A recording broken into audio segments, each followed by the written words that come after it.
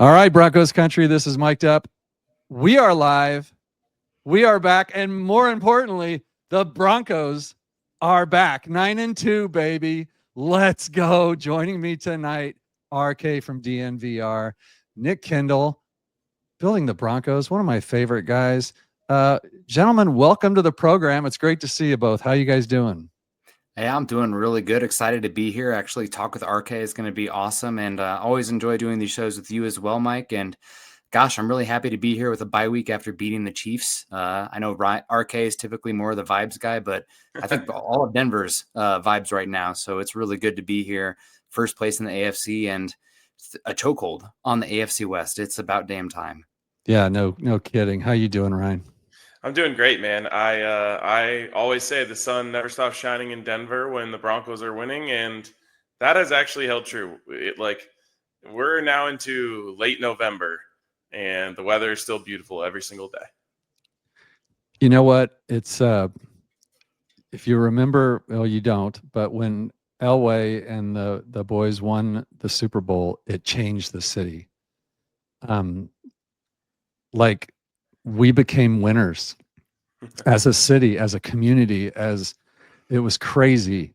And then in 2015, I said this the other day, and I don't know if Nick, you were on that show, but I didn't think the Broncos were going to win that year. I didn't think they were going to win the Super Bowl. Even though when we got to the Super Bowl, I didn't think we were going to win. I was kind of surprised that we did. But again, there was that change all around you that you felt, and I think Broncos country should be feeling that now. And Brian, since you're new to this show, anyway, I've been watching you, and you guys used to just have a website or something. I don't even remember how that worked, but I used to listen to that website and type questions and stuff. And then it was That's awesome. BSN, and then it was whatever. It's history, but we do it. First thing I usually do right out the gate is a little bit of what I call the State of the Union. So let me just run these numbers by you first, Nick, and then I'll let you go. 8-game win streak, the longest since 2012. 11-game home win streak, the longest since the 2014-2015 season. And the last time the Broncos were 9-2, Ryan, I'll give you one guess. What happened at the end of that season? They won the Super Bowl. They won the Super Bowl. So having said that, Nick, give me your state of the team here. How are we feeling? I mean, things are as good as they possibly could be. We're still dealing with the downstream ramifications in theory of the Russell Wilson trade and contract, and we are so ahead of schedule. I think just the State of the Union, the program itself, is shout out to the infrastructure, and it starts at the very top with the Walton Penner Group. I mean, giving the players and everything state of the art. I'm excited to see, despite Woody Johnson's best effort, the upcoming end of the year report card from the Players Union. Right. Denver better be A's across the board, man, with how they're putting money in this. I hope we get one of those. Was it the Real Madrid turfs that we had that goes underground and they water it and cut it with robots? It's coming soon to Denver, I bet. They're keeping the stadium in Denver, so vibes are high there. And then I know it's the product on the field and it's always about the players, but what Sean Payton's done, you talk about the winning feeling here in Broncos country. I think that's a Sean Payton thing. I mean, it's the expectation. And he's a cocky SOB, but damn, if you're that good as he's been, you earned it, right? I'd be that cocky too if I was Sean Payton. I'd be worse. So really good. I mean, Super Bowl, we'll see. I think the AFC is wide open as it's been in years. So why not? One game at a time, and you keep stacking them. You get home field advantage. You get a 2 seed. You got a chance. Yeah, Nick, we're going to get into all that. Slow down. Don't we just end the show now? Because you covered my whole list. So RK, I've called you the man of the people for probably 8 years now. So from your heart, don't tear up because I know how emotional you can get, but tell Broncos country how you feel and put it in perspective, where we're at, kind of unbelievable, isn't it? Yeah, it is. I think this might be one of the most rewarding seasons that I can remember because I and most people my age have lived a very charmed life as Broncos fans, especially through our childhood. I mean, my first football memories are that Super Bowl 32 season, like that maybe the AFC Yes. Championship and the Super Bowl. And so you win that one, you win the next one, you're always competing for the AFC West, and you never really have like a downtrodden time. Then you end up just lucking into Peyton Manning. You do it all over again. And then you have what we went through for the last 10 years. And it was not normal for a lot of Broncos fans. And so to be able to like come back out of it now and be in first place in the AFC West and, look at the conference standings and see the Broncos on top, it's really like fulfilling and feels really special. And I'm now trying to soak it all up and soak it all in and enjoy each win and each moment for what it is, having the perspective of what it can be like when those aren't there. Yeah, and being able to look back and now have that feeling. So you started with Super Bowl 32 and you thought, well, this is every year now. We're the champs. And you find out how fragile football life really is. And so it's amazing. It's a wonderful feeling. Broncos country, and embrace this, enjoy it. Dynasties are tough now, but as Nick said, we have the ownership to do it. We're out of the cap hell from Russell Wilson, so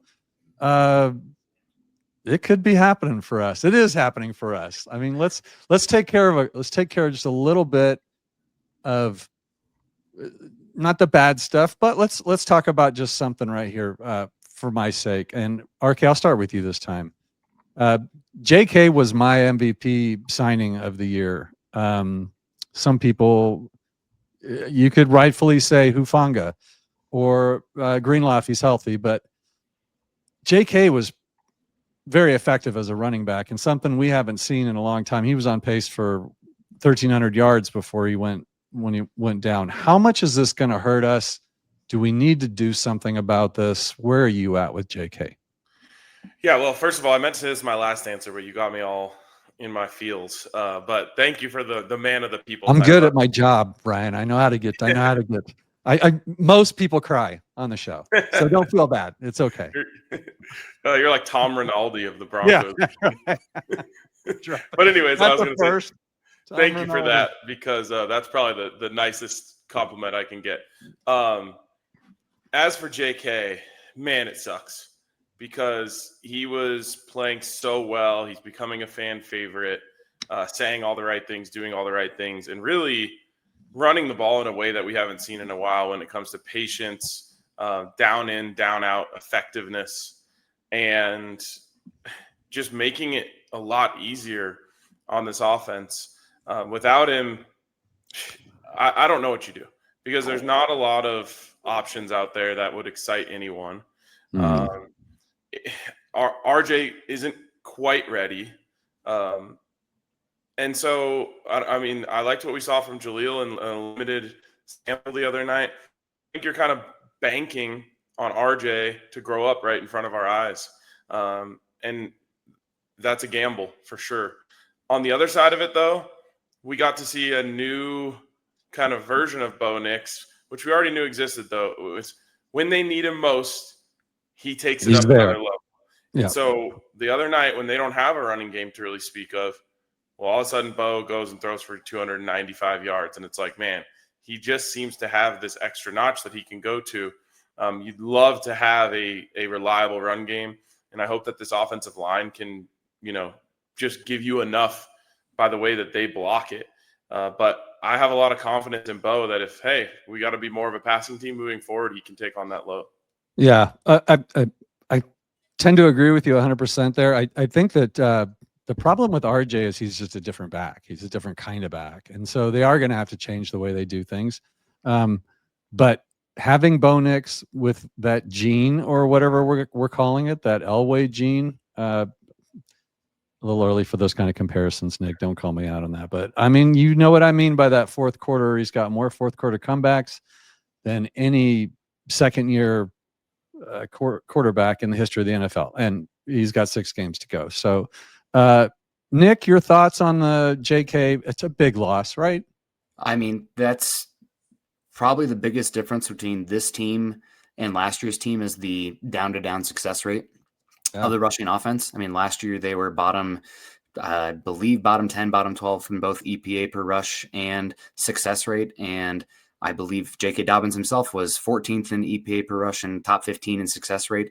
I know Henry always talks about it on the DNVR show, but RJ Harvey's success rate is some of the worst in Broncos history. It's also some of the worst in the NFL right now.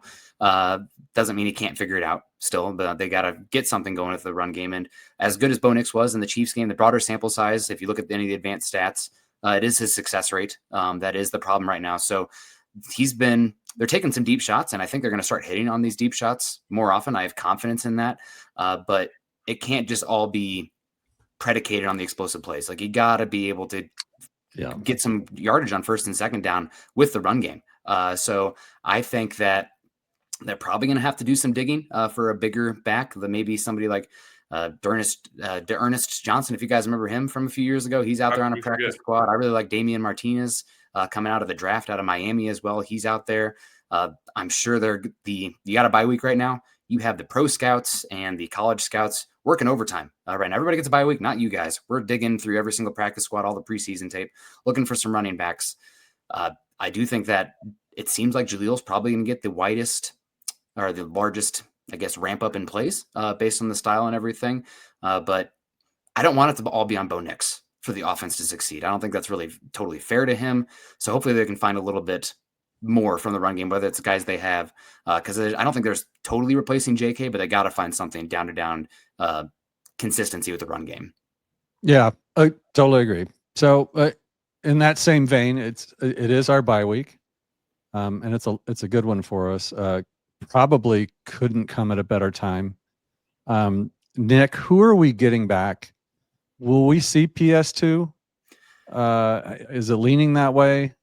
I want to give credit to who it was. I believe it was Tom Pelissaro, but he had a tweet where it was both Alex Singleton and Patrick Surtain were very possibly back for this Commanders game, which is, I mean, shout out to Alex Singleton. Oh my God, that is insane. I can't even imagine. Everybody ever asked you if you'd give your left nut to do something? Well, he will. I wouldn't be on the show right now if I had anything. You guys wouldn't see me. I'd be gone. Okay. But I think both those guys are back. I also expect Nate Atkins back. That's what I was going to ask you on, because that's a big one that maybe Broncos country underappreciates him a little bit. He's a player for this team, right? Yeah. I do think that they maybe found a little something with Atkins being out using Adam Prentice, who was really good in that Chiefs game. And there's a little bit of H-back, fullback overlap there. Maybe they can figure out a way to get both those guys on the field to do some different stuff to force teams into more heavy personnel on first and second down. But no, and Atkins back as well should help the running game supplement outside of the running back issues, which are obvious right now.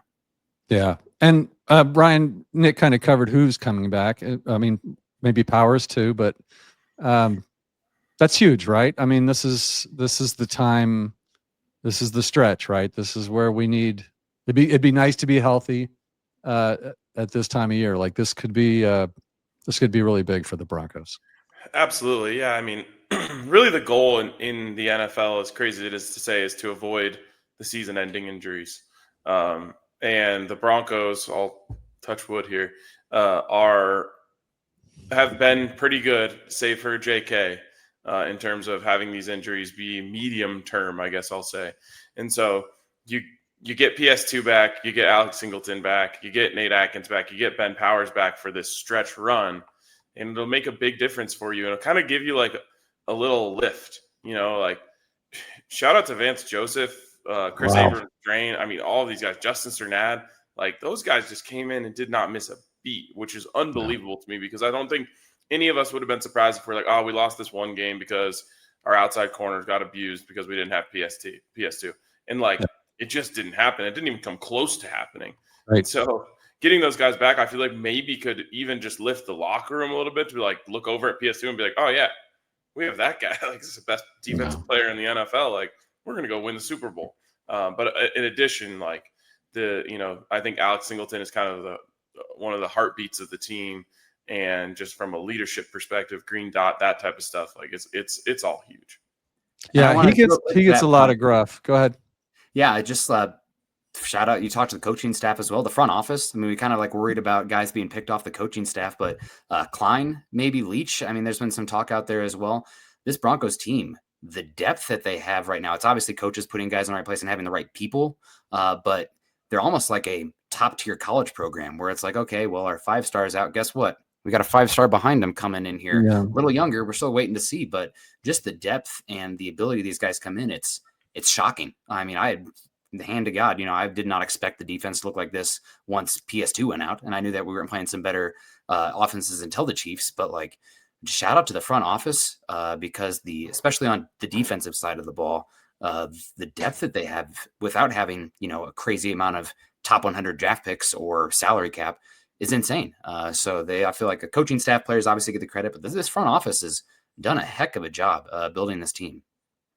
Yeah, they have. And to kind of pile on what you guys were saying about the depth, the Sean Payton, I think, was accused of by someone in media of being, bad in the clubhouse or, that kind of crap. And I think we've seen just the opposite of that. It's a very, very close team, very reminiscent of those teams where the guys do everything together and they look out for each other. And they also tend to they elevate their play as they lose players. J-Mac. I mean, what a game from him. Nick, I had him as my game MVP from the Chiefs game. And that was a hard decision in that game because you could have picked 5 guys from that team. Certainly Bo Nix was on fire. He was just slinging it. I mean, what a fun game to watch. As close as that game was, it was not a game that maybe you could look back at and say, oh, we got kind of lucky there. That was not the case at all. The Broncos beat them straight up, and Jaquan had just a fantastic game. Like, those guys are lifting their level of play to make up for while their guys are out. Ryan, there's something to that, right? Like, this is a close team. Absolutely. And I think that great coaches can impart their personality on their team. And I think that great teams willingly, embrace the personality of their coach. And I really thought Adam Troutman's quote after the game was so Sean Payton coded that I was just like, oh man, they're really bought in. Like, he kind of has them in this us against the world, nobody likes us type of vibe. So for him to go out there and say, if you're talking bad about Bo online, you're a coward, was just right. It was just so like, wow, like that sounds like what Sean Payton wants to say, And I just think that this team kind of has his edge to them, his toughness, that they got a little bit of asshole to them, and you need that in football. When Greenlaw went after the ref and got the 1-game suspension, I think I tweeted worth it. I think Nick agreed that it was not the smartest move in the world. I'm not saying, I mean, we don't need to be losing players for games, but I kind of liked it. Liked it. I'm sorry. I was like, we've needed that. We haven't had that since the no-fly zone was pretty cocky, and it's kind of good to see a little bit of nasty on the defensive side of the ball for sure. And football's a physical, mean game, right? Like, you need that on the offense as well. The offensive line, like, it's imposing your will at the end of the day. Like, you're not going to stop me. You still got to be smart, like controlled chaos, if you will. So I don't know what Greenlaw said, or I've heard things. I'm not going to repeat it on here. I don't want to get you guys flagged. But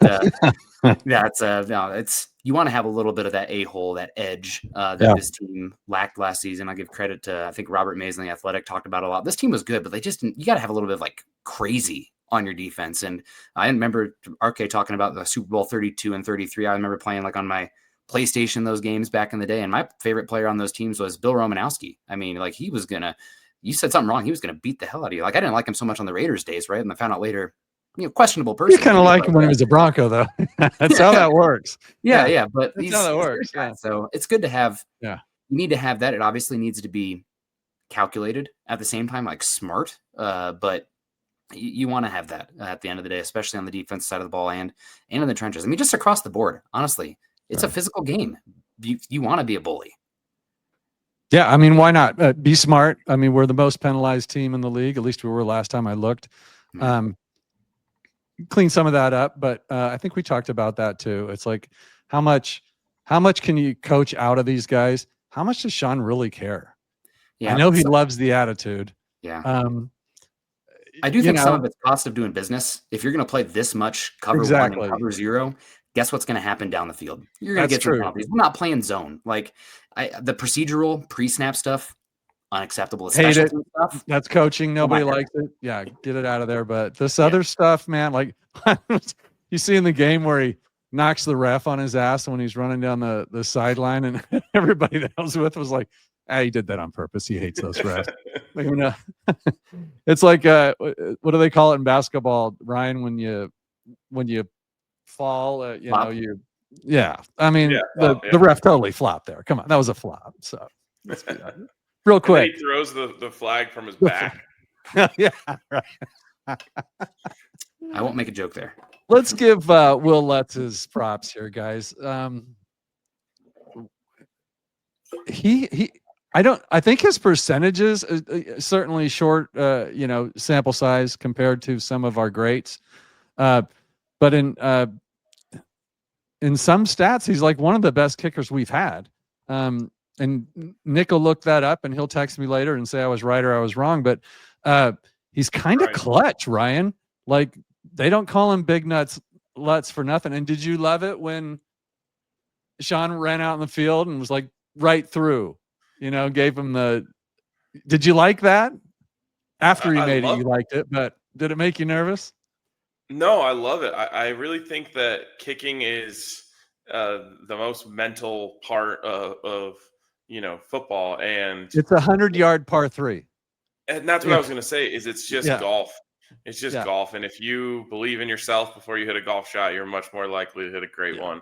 And I think Sean gets that. And so he's doing everything he can to pour confidence into Will Lutz. And I don't know if you saw it this week, but he did something again. He walked down, and as Will's walking off the field, he went like celebrating, like we won. Celebrating, we already won. Yeah, and I posted that, and then Will quote tweeted it and was like, "Yeah, that's exactly what happened." And I did it right back to him because right in his face or something like that. Yeah, exactly. As soon as he sees his coach do that, he's like, "All right, let's go." This is easy for me. Will Lutz, actually by percentage is far and away the most accurate kicker in Broncos history, which is pretty crazy. There you go. Like 8%. You'll never not trust me again now, Nick. And so I love the guy. I think that he has the right stuff for a kicker. And I really think he's just a playoff run away from being fully appreciated. I think he is a little underappreciated right now. I'm sure there's a little bit of like people just think of that Chiefs game last year and they're like, oh, missed field goal at the end, had nothing to do with him. There was one, I think, in the Colts or Chargers game. Yep. Yeah, and that's like a 43-yarder or 46-yarder that could have made a difference. There was a penalty beforehand. I think Troutman had a hold that kind of brought him back as well. Not to rehash everything, but he had a couple weird kicks in that one. But other than that, he's been nails. Yeah, I think if he goes on a run in the playoffs and this team goes on a run in the playoffs, he'll be right up there with Elam and McManus and Prater. He doesn't seem like a pressure guy to me. Go ahead, Nick.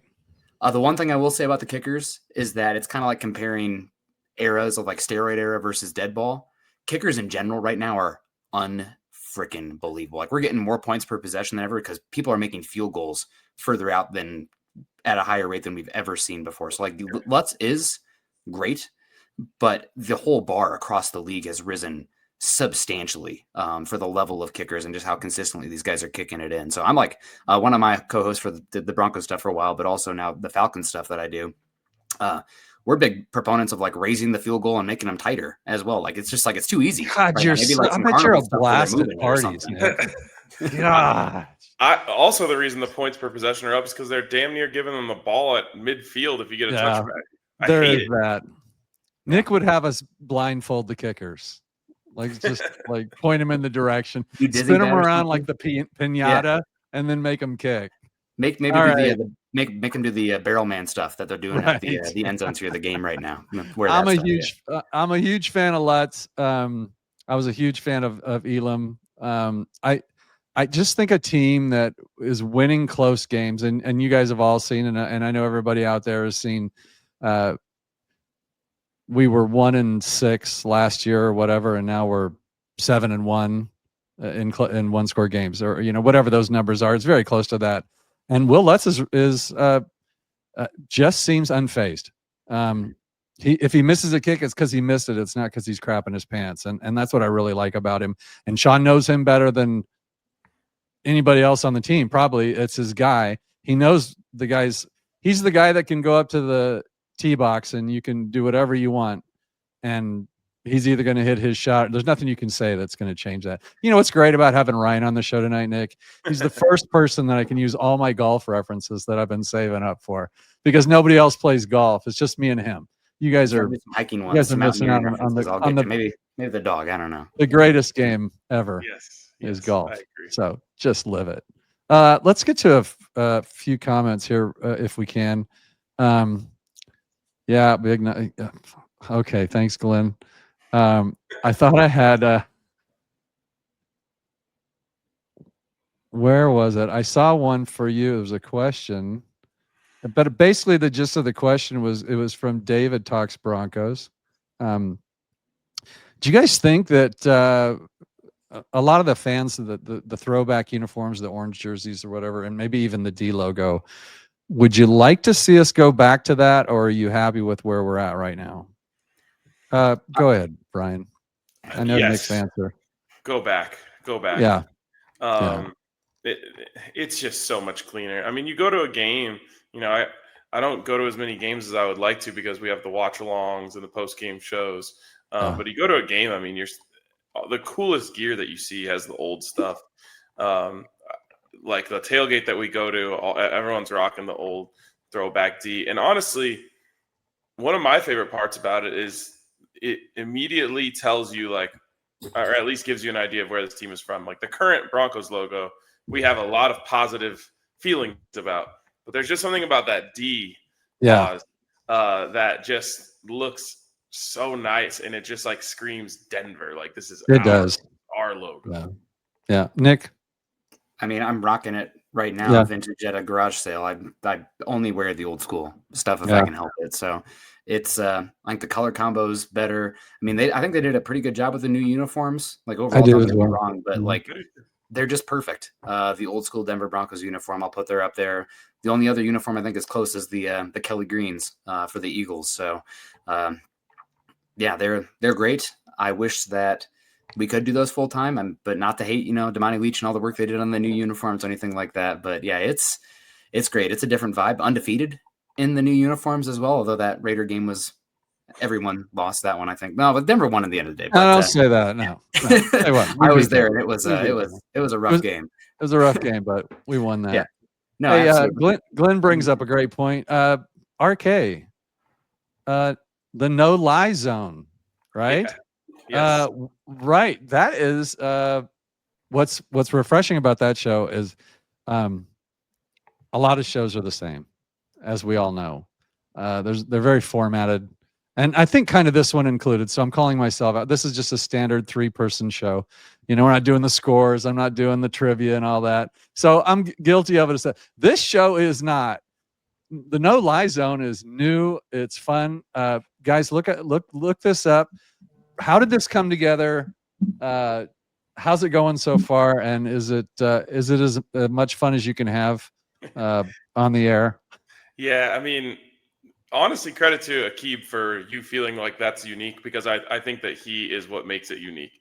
And this goes back to when I was covering the team as a true beat reporter, being in the locker room every day when he was on the team. And I mean, if you saw him, when the players are ready to talk, they'll kind of go out and stand in front of their locker and just be like, all right, here we go. And come get me, you do that, you're beelining, because you're just I can't wait to hear what this guy says. And so I've always been like, I could listen to Akeem talk about anything, anytime.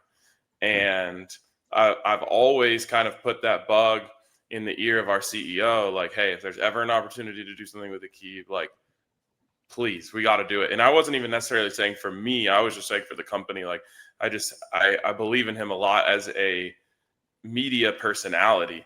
And so we have a relationship with his agency, and they came to us and were like, hey, we're pitching this show with Akeem and someone else who I won't reveal. But I was like, yes, absolutely. Like, we got to do it. We got to do it. And then the potential co-host ended up dropping out. So they're like, oh, well, Akeem still really wants to do something. If you guys are interested. And, they brought up I wasn't even in this meeting. They brought up my name, and Akeem said he was down. And so I was like, yep, let's do this thing. And it's just been such a blast. He is just hilarious. He knows ball to the highest degree. He has unique opinions and perspectives on everything. And so, like, every week I'm just putting the rundown together like, man, I don't even know what he's going to say about this, but I just know it'll be good. It's crazy. Because of the way he talks, you could easily make the mistake that he's not a bright guy. He's an incredibly sharp mind. And because he uses language. He's very colorful. But if you listen to the content of what comes out of his mouth, you're like, yeah, like he knows exactly what he's talking about. And he has a great way of getting it across. So, kudos to you guys. Love that show. It's nice to see that one. And I also saw Dave Logan making little appearances. Now that's probably the hardest get, in my opinion, that there is in Broncos country, to get Dave Logan to come on and do something. And I've kind of gotten everybody in the whole media sphere. You were like one of the last ones, and that was just a scheduling thing. It wasn't because you were, what did you call it? What was it earlier? Unreliable. It wasn't. It wasn't because you were unreliable. Although, Dave's a great get. But I do have to ask you, now that we're on this subject, just a quick aside. Would you say that you or Zach is the worst texter? Oh, wow. Now, this has to be close. And just the fact that you're having to think about it makes me think it might be you. Because I know Zach's terrible. Like, he will literally put his phone down and forget about it and walk away. Yeah, the thing, I'm going to say me, because Zach is the most organized person I've ever met in my life, and it's not even close. And so I almost guarantee you he'll like set a reminder for himself, like, don't forget to respond to this text, even if it's like by the end of the week or something. Whereas me, there's just a chance that like I'm like, oh yeah, okay, I got to get back to that, and then my mind goes somewhere else entirely, and I forget about it forever. So yeah, especially during football season, I'm actually pretty good in the non-football months at responding to texts, but during football season, I zone out. And by the way, on the Dave Logan thing, that's all Benny Fowler, who, by the way, also has been incredible to work with. He has been and he's really good too. He's so good. He's a natural. Yeah. He's such a great hang, and we had such a blast in London. And then, he had a great relationship with Dave, and so they're doing Broncos X's and O's every Tuesday as well. And that, I love that show as well. Yeah, love it. And I could listen. I've said it before. I've said it a million times. Dave Logan, he's one of those few that I could listen to all the time. And when I watch the games, I sync them up and I just let Dave Logan call the game. I don't need the national broadcast. It's magic when you do it that way. If you figure out how to do that out there, give it a shot. All right, let's get into the good stuff here. Are you less worried about the offense after the Chiefs game, Nick? Spags defense had to have it. Biggest game in a decade. The offense kind of came through. Certainly Bo did. We already talked about, running back. We're going to get some line help. I think they need to figure something out. But after a few crappers, that take a little bit of worry off you? Like maybe this team can play that game?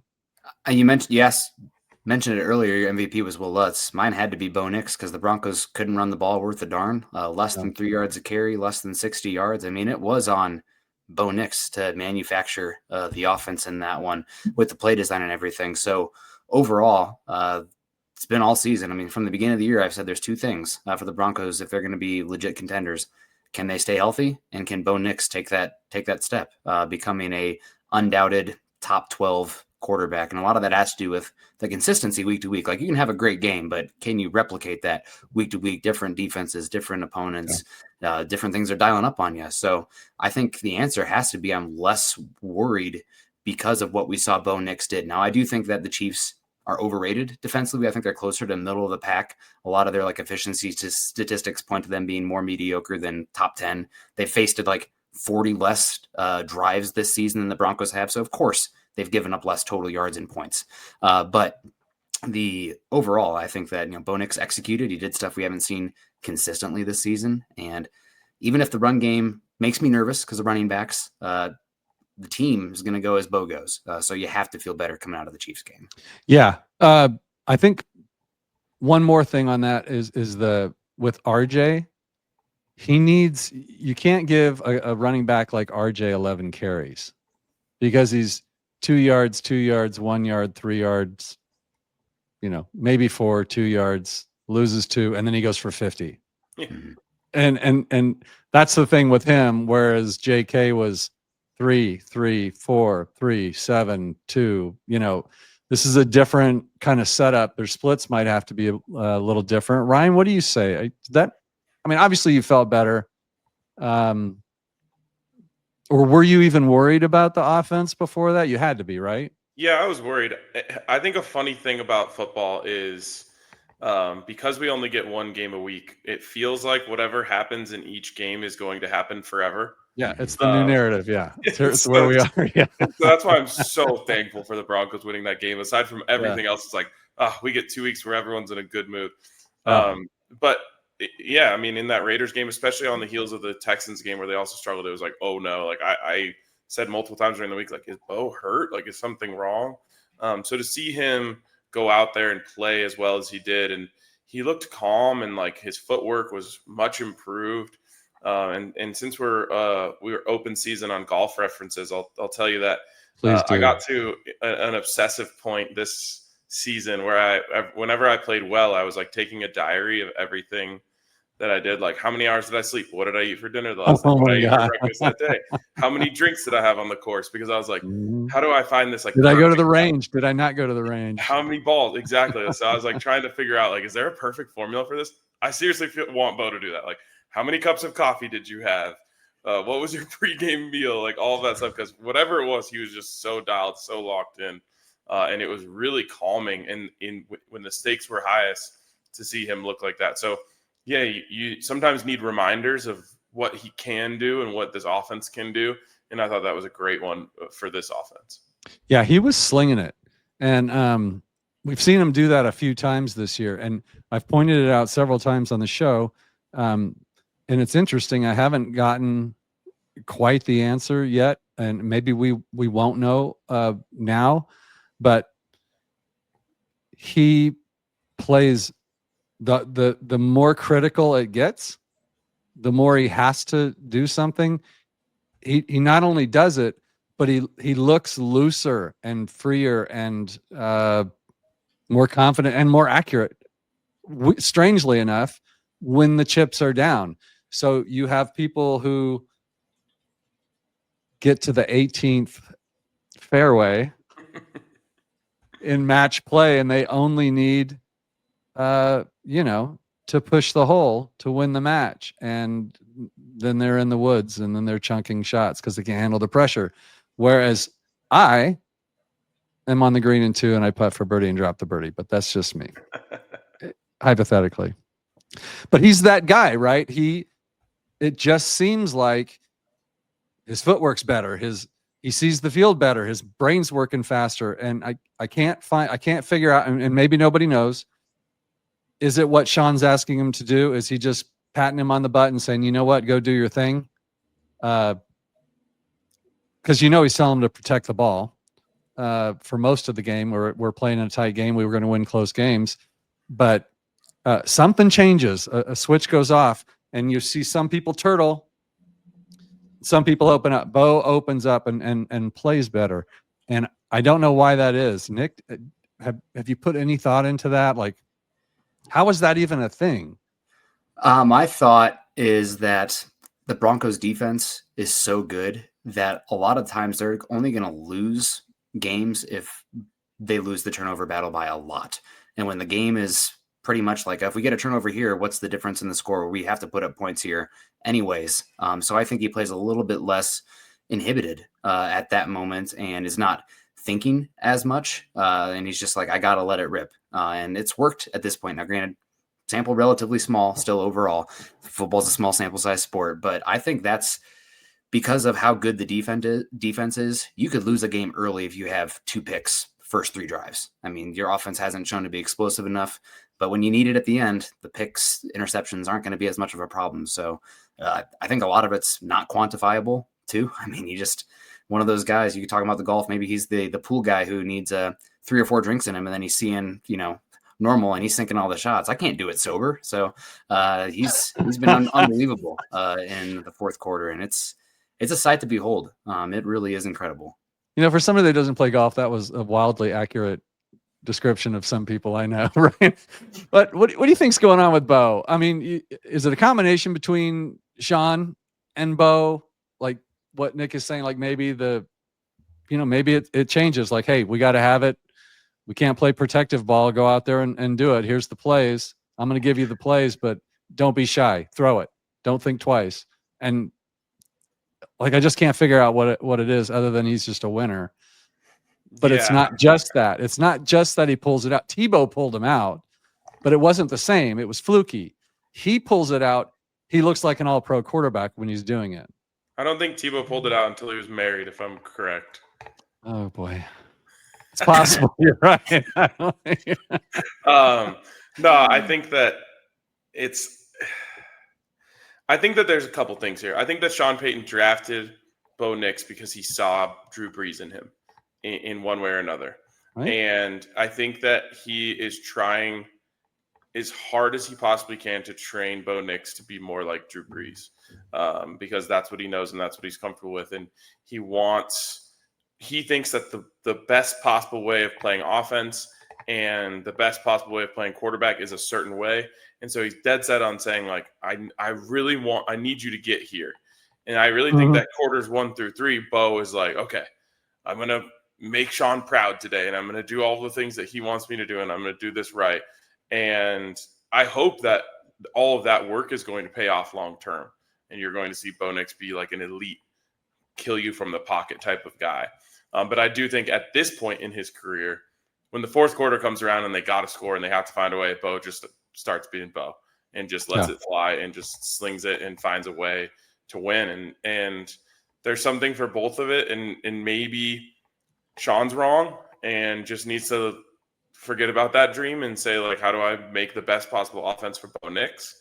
And maybe he's right. And this will all pay off long term. But I do think you're kind of seeing a little bit of thinking in the first 3 quarters from Bo sometimes where he's like, okay, I got to do this the right way. Yeah. I definitely, that's what it's like your caddy. Okay. So he's telling you 6 iron. You're feeling a little wind at your back. You're thinking 7. It's a marriage. They'll work it out. I'm going to use a golf reference on every one of these. I just can't help it at this point. We're going for it. Yeah. I feel, I guess to answer that question, I'm less worried. I've seen it enough times now where I know it's there. How much it's there and how much it's going to impact us. Let's talk about that a little bit. We're clearly the number 1 seed right now. But are we the best team in the AFC, Nick? If Bo Nix plays like that, the answer is yes. If Bo Nix plays, let's assume Bo's going to play like that, Mr. Party Pooper. Let's just go ahead and assume Bo Nix is the Bo Nix we saw from now on. And so let's start with that. If that's the case and you find that level and everything's more the trend in the baseline rather than one game. So if that's it going forward, Absolutely. This Love it. team has a superstar unit, and I think with Bo Nix, with Sean Payton in the offensive line, that's a top 12, top 14 offense, even if the run game, hopefully, I'm sure they're going to figure some stuff out there from the run game. So I think that is the best team in the AFC. AFC is wide open. I think Yeah. right now, if you're looking at the like advanced stats like DVOA, the Colts are probably the best, most balanced team. Like the Colts defense is slightly better than the Broncos offense. Both the Colts offense and the Broncos defense are like super powered units. Do we trust Daniel Jones? Probably not, but I mean, still, that's what the stats say right now. They're a little bit more equal, I guess, or an even team right now. But if Bo Nix plays like that, which we saw with Kansas City, where he's stepping up in the pocket, he's going through his reads, he's delivering catchable balls left and right, he's not kind of shorting it or anything. That team has as good a chance as anybody in the AFC. Like I said when we did the show last time, Mike, I want Kansas City to be cold, dead, rotting in the ground before I completely dismiss them yet. I'm sorry. We'll get to that. Man. We'll get to that. So until they're out, I'm still like Kansas City, screw them. They're the evil force. But right now, I think Denver, I think you have as strong a case for Denver as anybody, if Bo Nix, especially if Bo Nix plays that way. Yeah. Ryan, does it come down to Bo? It does, but I think it also comes down to where. And so if the Broncos are playing at home, I don't think any team in the AFC is coming in here and beating them. And so that's what was so important about winning last week is now all of a sudden the dream of the 1 seed, the dream of home field advantage throughout the AFC playoffs is like very real. And we're entering the home stretch of the season. Like it's not even like you can't even say it's young in the season anymore. And so, yeah, I think at home, we're the best team in the AFC. On the road, I think, you could make a case for a few different teams if they were hosting you.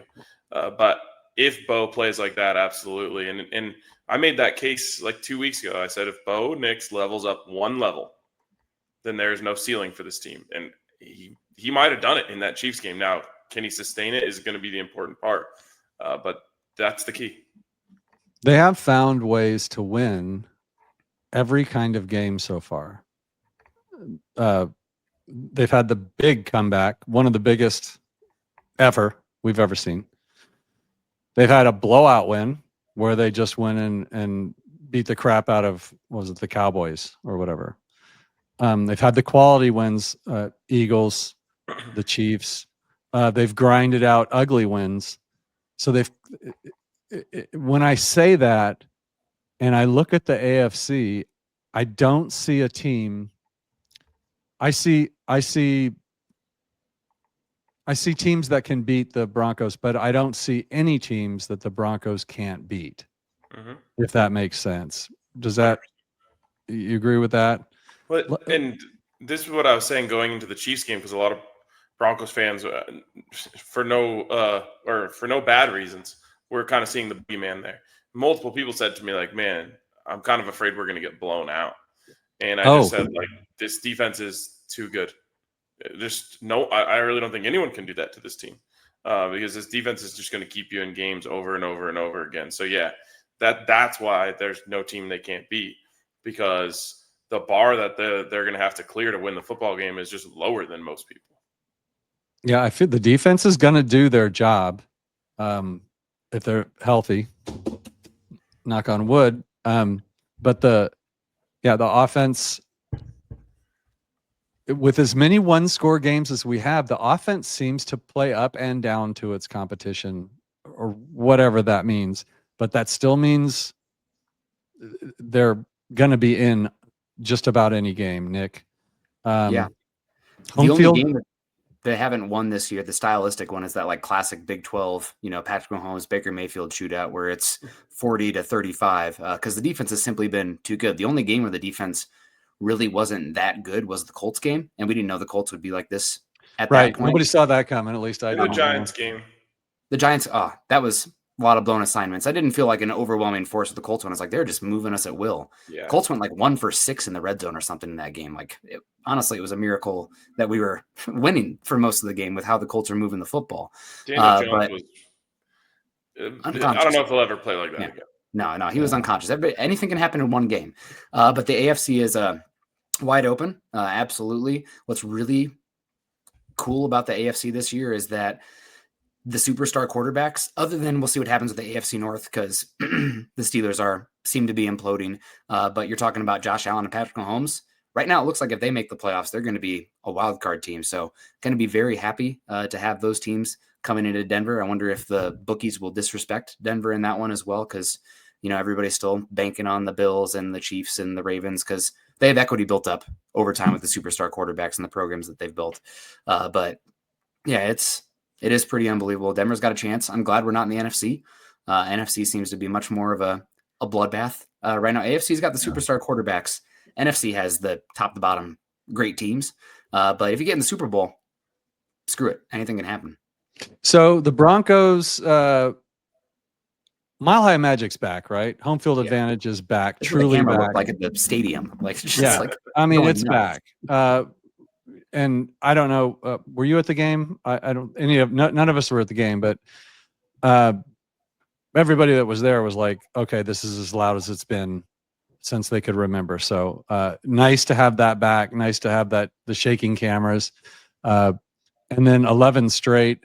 I think Bo's lost two games his whole Bronco career. Thank you, Ryan. And so, and those were last year. Yep. Obviously. So first seed and home field advantage is on the table for this team. We are positioned, again, Nick pointed this out, there are no powerhouse teams. I guess the best way I would put this, guys, is the AFC. Every team is flawed, including the Broncos, who have their flaws. So to be in week 11, having a bye and being at 9-2, first round, first seed is on the table. We can't assume we're going to win them all. We can't assume anybody else is going to win them all. So why not us? Ryan, first seed's on the table, right?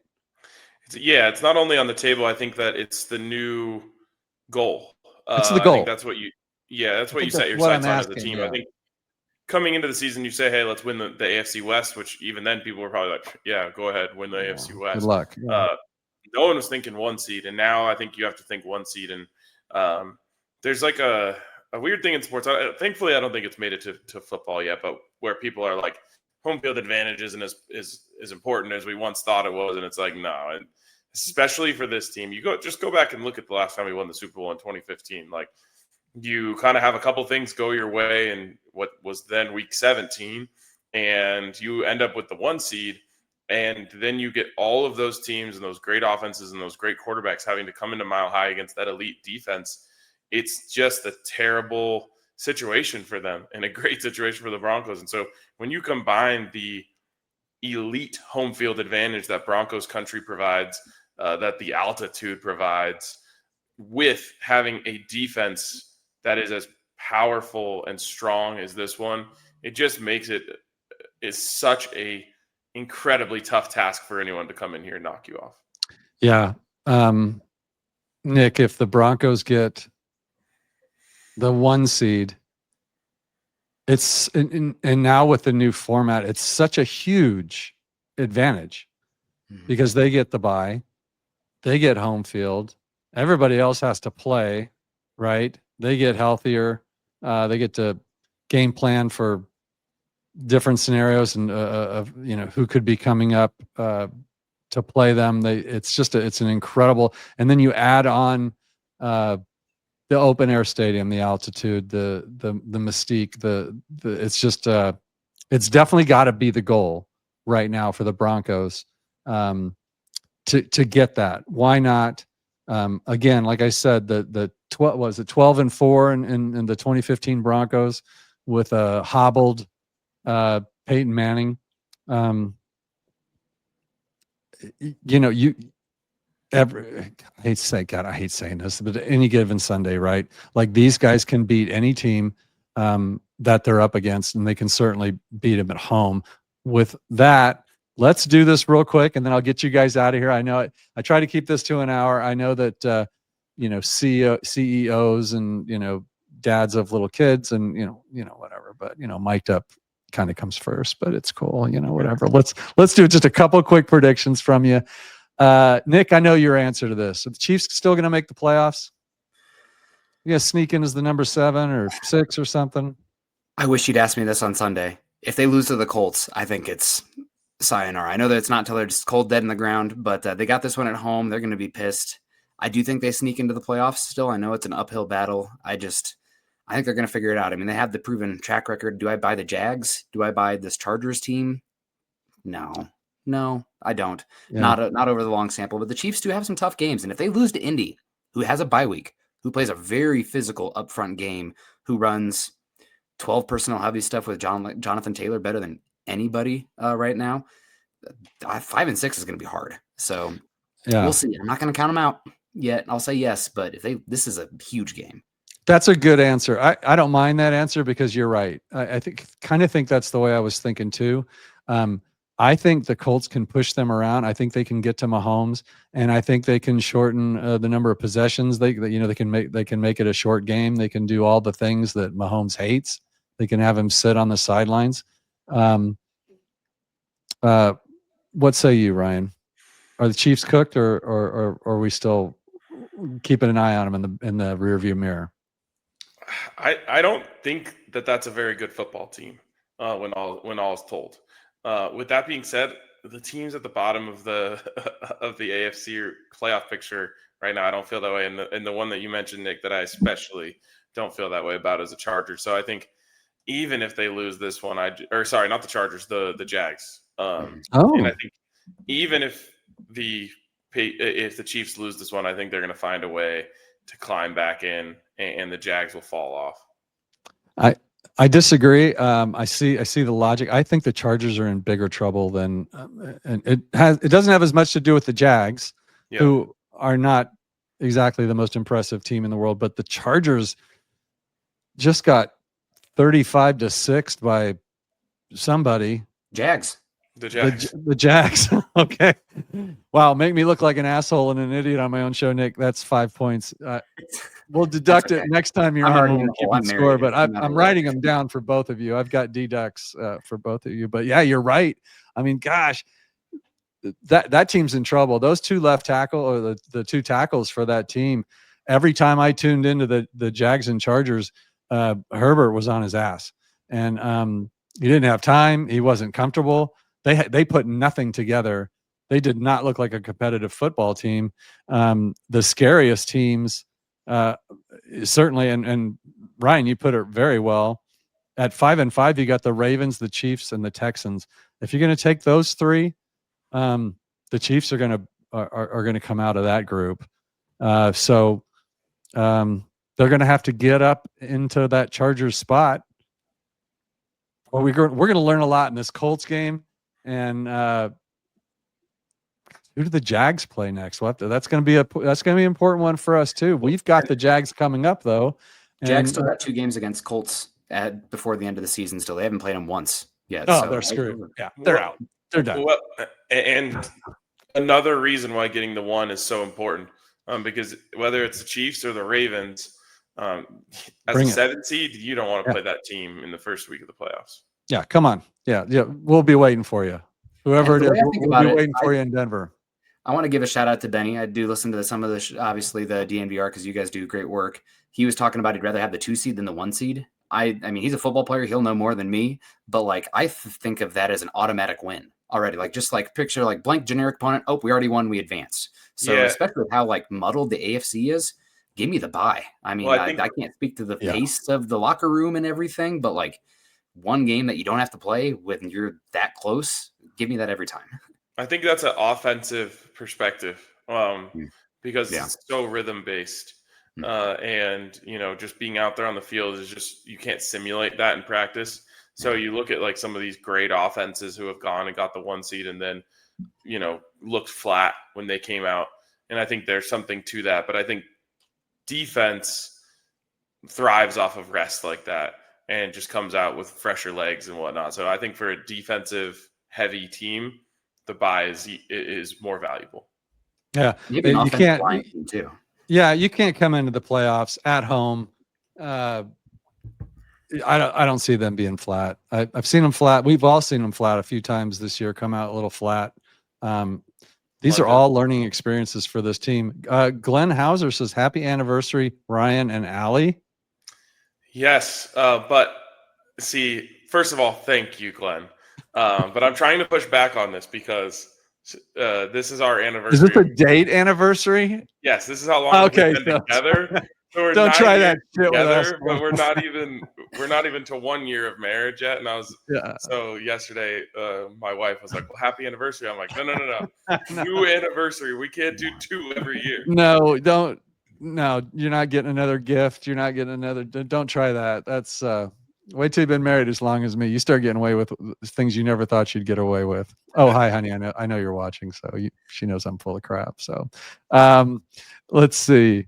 Charger's going to charge her probably. All right, I think we're clear on that. Toughest game.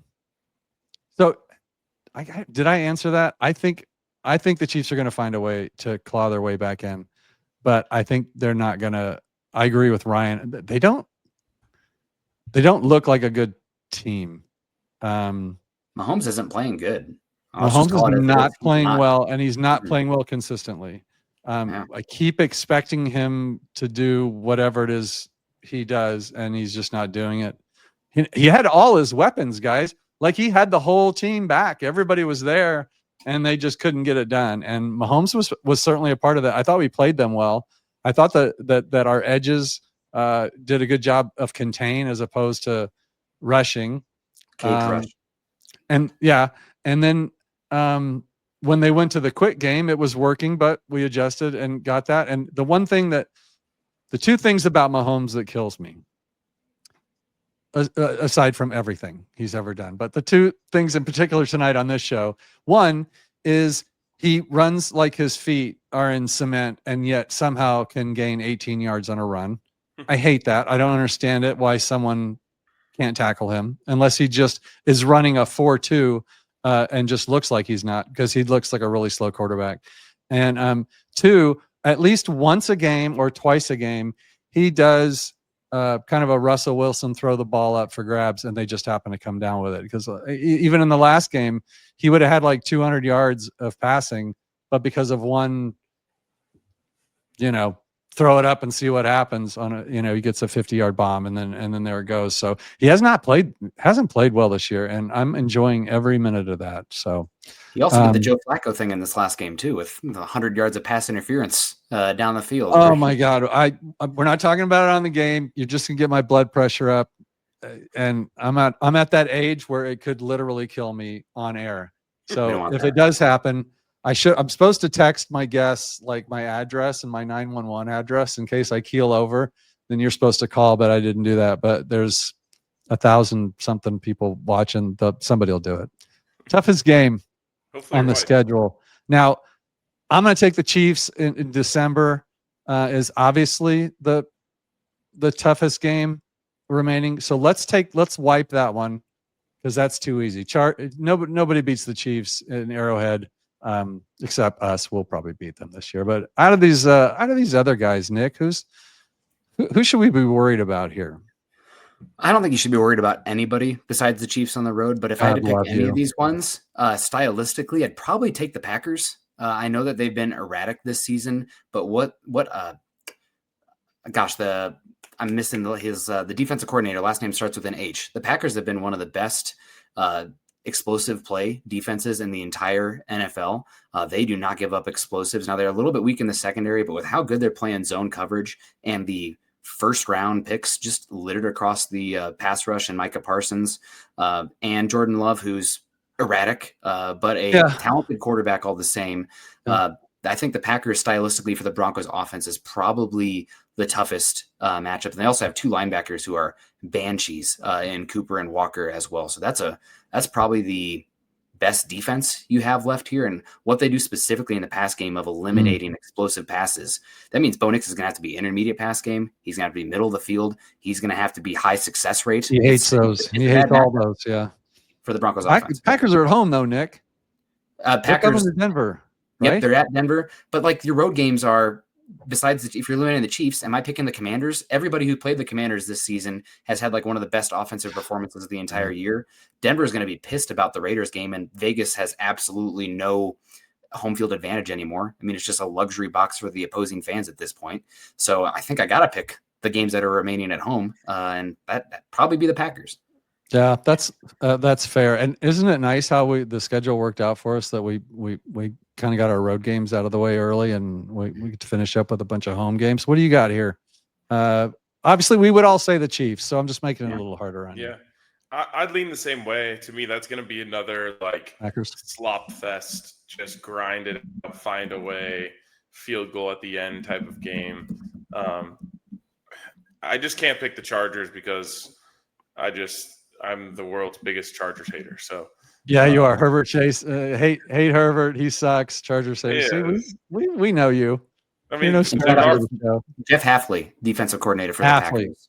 So it's they've not already- Hackett. Head coach look. So it's not Hackett. No. I was just making sure. Okay, is he I mean, somewhere still? he is. He's like a. He's Is he like still with the a- Jets or something, or is he? He's like a defensive analyst for someone. I knew he was doing defense now. So, oh my God. See, folks, this is how good you have it now. Whenever I see people complaining about Sean Payton's play calling or whatever, I just For the Packers. He's a defensive analyst for the Packers. So is he really? Yeah. Then that's a win. That's a win. It's an automatic win. You probably won't change your answer now, but enjoy it. These are the good times, guys. All right. Now, these are not your official. You guys have your own shows. So anything we say here is just between us girls. Don't worry. Nobody's listening. Nobody's watching. Trust me, no one's going to watch this show. Promise. In fact, I'm just going to delete it when we're done. Oh, great. We're 9-2.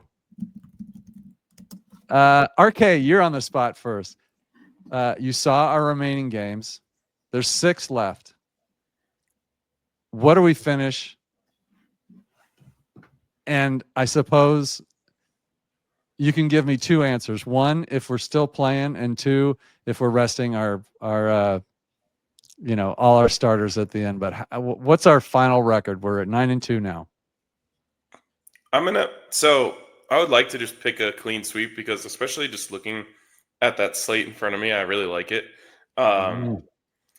But now I've got Benny, Akib, TJ. They're all talking about you can't go to the playoffs on a 14-game win streak. So I got to pick a loss in here somewhere. You're gonna get your ass kicked, yeah. Yeah, exactly. So I'll say they go 14-3, and they do play the starters against the Chargers in the final week. So one of these games, there's a weird slip up, and they play the starters in the final game of the season to lock up the first seed. Mm-hmm. That's a great prediction. I love that. All right, Nick, what do you think? I'll go 13-4. I think the Chiefs on the road will be a loss, and they'll drop a random one somewhere. They'll just be every quarterback has a bad game. Defense every once in a while has a bad game. Granted, this team really hasn't, especially on the defense, hasn't had that this season. But football's tough, man. It's really we're getting spoiled right now with this streak. I mean, you talk about how long it's been since they've had that. So I'm expecting them to drop one, and everybody will freak out for a week, myself included. I will, and then we'll be back on the winning streak after that. So I think at the Chiefs will be a loss. I mean, they're going to be probably desperate beyond belief for that one. So I'll go 13-4 to close this out. But I mean, there's a chance they could win out. There's a chance they could go. I think 3 is probably, God, I hate to say floors because typically I'm like the cautious one. I think 3 losses in this stretch is probably the floor. And that's not including that is including the Chargers game being one that the Broncos still have stakes in. Really quick on that, you saying everyone's going to freak out. I would love to hang out with you for a game because you seem like such a mild-mannered person, but your Twitter during a game feels a lot more intense. Oh yeah, the demons come out at that one, so I enjoy that during the game, and then I flush it, and then it's done. So I like during the game, especially during Iowa Hawkeye games, I'm just riding the roller coaster, having a good time. I'm gonna be ticked off, but then once it's over, different Nick comes out. Now we got the scientist Nick coming in there. But when the game's going on, emotions are high. Come hang out for a watch along. I want to see you crash out. Yeah, that's Unfortunately, I suffer from that same fandom. My Twitter self is a very different person during the game. I feel like there was a while there for a while there. I thought maybe I should, when the game's over and I've called Sean an idiot and whatever I've done. Like what you go black and it just happens, and then you look back at it and you're like, God, I can't believe I said all that stuff. And now I'm at the point where I just leave it. Everybody knows, I'm just like them. Like you go a During little the game, crazy. Twitter's to have fun. And I I'm have just out there yeah. like tweeting through it, having a blast. An hour later, I could do a show and be like, all right, guys, it's a tough game. We lost. I could just go right back. But I couldn't do it like it's doing the post games for me. I do a post game every week with Zach Seegers from Let's Talk Broncos and David from David Talks Broncos, and it's I can plug anything I want. It's my show, so it's a great show, and we are undefeated since I came on the show. So you're welcome. First of all, you're welcome. We've won every game. I assume I get fired the minute we lose, but while I'm there, it's been pretty easy to come on because we didn't just get a field goal blocked to lose the game, aka Kansas City, or the re-kick. Was it the Colts with the penalty and the re-kick? Those are tough, but my Twitter feed, it's got to be a little bit embarrassing. So I think we covered. I was going to say, I try to keep it positive vibes during the game. You always do. Yeah. I feel like there's some sort of like energy that I have control over it. It makes me feel like I'm doing something to just be like, nope, we got to believe, we got to keep the vibes high. The thing is about you though, is I've known you long enough that's just who you are. Like there's nothing worse than disingenuous. Like you come on here and you guys are exactly who you are. You're exactly who you are on Twitter. Like Nick is like, especially with Iowa, like hide your kids, hide your wife. Like get mad. You don't want to see that. If you had to watch that offense for all those years, you would be that way too. Well, I've had to watch our offense for 10 years, so I am kind of like that. And I was going to say just real quick, God, I'm sorry. I apologize for keeping you guys over, but I have to do this. Not all of us have anniversaries tonight. It was yesterday. We're good. Yeah, please give our apologies to Allie, and congratulations on your marriage. That your anniversary isn't for another 6 months or so. Yeah, it's like you got a little ways. We'll touch base. See how you guys are doing. Okay, so I know we talked about Bo a lot. We did, but analytics versus eye test. I have an analytics guy. I have an eye test guy. I'm a eye test guy with a lot of analysts in my ears every week on the show. So, Brian, let's start with you. Has Bo passed the eye test for you as far as, and I'm not going to put, Super Bowl franchise guy, but he's our guy. He can take us to the Super Bowl. Yes or no? He's passed that eye test. Yes, 100%. Because as Benny says that Sean Payton and I weirdly see eye to eye on a lot of things, which is interesting to me. But Sean said something. Benny said that? Benny, he's like, you and Sean, like, I feel like you think similarly, which I'll take as a compliment, but some, might. I think I would too.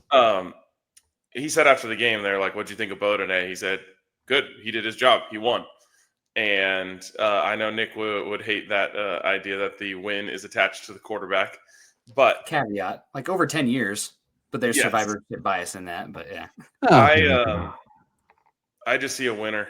And that goes a long way for me. And it's not a Tim Tebow situation where it's like he's winning, but my God, like he can hardly throw a football. It's like he's winning when he does flash. He flashes in ways that look like real quarterback play, real, winning style football. And he has the it factor. And so all the things that you can't quantify and you can't put on a nice looking graph, he nails. And so for me, like when I feel like for my biggest test is like he gets the ball with 2 minutes left and needs to score, do I think he's going to do it? In my heart, I feel like he is, and that's enough for me. Yeah, the good thing about doing these shows is that you can't come back on here and say, well, you could come back on here and say something completely different than you said, but it's stupid to do that. Every time that Bo has come onto the field in these stressful games, and we've needed either a field goal or a score, I'm in panic mode the whole time. And then we get the ball with 1 minute and 20 seconds left and we need a field goal. And I'm like, oh yeah, Bo's going to do that. Like he's already earned that with me. Now he hasn't earned the first 3 quarters of the game with me, but he's earned that if the game's on the line, that sort of Elway thing where that's twice tonight I've done that, but that Elway thing where he's going to get us in field goal range and then Les is going to have to make a kick, or they're going to score and they're going to win the game. I'm always confident of that. And I think he's earned that much from us for sure. These win streaks, this win streak's not fluky to me. It's not always beautiful, but Nick, Bo, can he take us to a Super Bowl even at this level that he's playing now? I think with the team as it's currently constructed, if, like I said, if we get that level that we got against the Chiefs where he's replacing blitzers and he's navigating the pocket and he doesn't look too out of sync, too like snorting espresso in the huddle before the snap, then I think you got a chance to win the Super Bowl. I think the NFC is more talented, but in one game, anything can happen when you get there. So I think there's a chance for me to name him a like franchise quarterback, which is such a, it depends on the individual what the bar is. I need to see the lows drop a lot. It's sustained excellent. So it's good to see him do it. But coming out of college, I definitely underrated his overall arm talent and his athleticism because he has that. Does he have an A+ Josh Allen arm? No, but he's got enough to be that guy to give him the time. And you talk about Mike, you having the belief too. You know who has the belief right now? The team. Get him the ball. The team, the locker room right now. Like we got to go make a play for this guy because if we can keep it close, get him the ball, and then 2 minutes left, 4 minutes left, we're gonna win this game. So again, I'm a little bit higher bar. I need to see a little bit more consistency from him, specifically in the drop back pass game over time before I'm dubbing him. But there's no reason also to rush him for me personally, a franchise quarterback or anything, because you still have 1.5, 2.5 years of control left. Right now, he's a good quarterback on a rookie cost control that because of that, you can build a pretty darn good defense and offensive line around him. And as long as he protects the football and executes the plays that are drawn out in front of him, that's enough for me. There doesn't need to be more than that. There's no reason to jump to be the worst or the best, the hyperbolic ends that you get with social media and just media, a lot of media in general nowadays. Thanks, ESPN. But no, it's I think he can definitely be the guy. I'm not ready to crown him yet, but I'm excited to see where this journey takes them. And this is as fun as I've had watching this team and since probably 2014. So 2015 was like excruciating because it felt like we missed our window and then somehow they won that one. It was miraculous, but it's a lot of fun right now. I'm having a blast. Yeah. You're like Andrew Mason who smiles more. That's kind of what you are. I'll take it. Mace is brilliant. I love Mace. He is. Of course. Yeah. He is the brain. Building the Broncos for breakfast. That's Nick Kindle, folks. One of the best in the business. Shows are still going and everything's going good. Are you still able to fit everything in with the baby boy and the wife? Now I do have to ask you before I let you go, what percentage of your boxes are unpacked now and how many of those are yours versus your wife's? Okay. This big one behind me here is mine. But I'm not supposed to touch the closet because I have a tendency to, if it's done, it's good. For some of that stuff because I just want it freaking over with. Sometimes with assignments, especially if something I don't really care about, like I'm just gonna do it. She wants to get all the different like container store things, sure, and it's gonna be much better if she does it.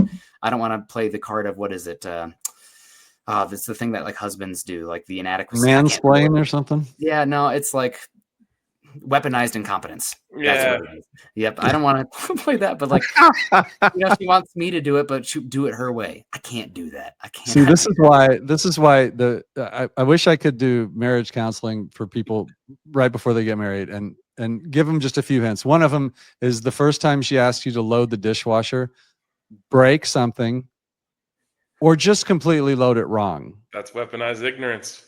She'll never ask you to do it again. Incompetence. So Yeah. I'm just explaining this to the lay people out there that aren't experienced enough to know how to put bleach in clothing that's not supposed to get bleach. I have not done laundry or loaded a dishwasher for 78 years. So I'll be 90. I'll be 90 next month. Ryan, DNVR, going great. Obviously, All City, I should mention, is the parent company. We're still using DNVR though, right? As the Broncos DNVR show. You've got your Buff show. You've got your No Lie. You're a busy man. I forgive you. You're scaring me just enough. I'm watching the clock that says I'm going live in 2 minutes, and you actually beat Nick on here. And so I will never doubt you again. You have my word on that. Next time you come on, I'll just be like, hey, he said he's coming. He'll be here. No problem. Yes. So for any last words to Broncos country, or did we cover it all? We must have, because this is the longest mic'd up I've done in a year. Yeah, So. no, enjoy it. Just enjoy it. Try to take all the good wins and the fact that we're get a ride a Chiefs win for 2 weeks here. Soak it all up because it doesn't. You just never know how long it's going to last. And also shout out to you, Mike, for putting this together. I love that it was me and Nick because we are very different in a lot of ways, but we interact a lot with each other because I feel like we both really value the other person's perspective. So it was cool to be on here with them. There's a rhyme behind the reason, and it's just again, eye test, super fan, lives and dies by the Broncos, versus analytics, still kind of lives and dies, but not really. When the game's going. Yeah, it's just at the mouth. It's a perfect blend because I don't need two guys trying to outdo themselves on EPA-QFRs and whatever all that stuff is. I thought that was a perfect matchup, and it turned out to be great. Loved having you both on. I think what we'll do in the off season when draft time comes around, that's one of the most fun times to do like a mic'd up. I think I'll have you guys come on. We'll just battle it out, and we'll see if the eye test guys beat the analytics guys. Ryan, you know who's going to win that one because you're my guys. Anyways, thanks again to the guests, everybody in the stream. I couldn't keep up with you. My producer Chewy took the night off again, so it was just me. But I appreciate everybody that came in. Big shout out to everybody that watched. RK, wonderful. Thank you so much for coming on. Please say hello to Zach and the guys for me. And please say hi, Carl, Nick. I miss him. He's the sweetest guy I've ever met. And what a brilliant football mind. And just a great show. Great having you guys on. Enjoy the bye week. Get ready. This home stretch is going to be just an absolute blast, Broncos country. Thanks again for tuning in. We'll catch you next time on Mic'd Up. Have a great night.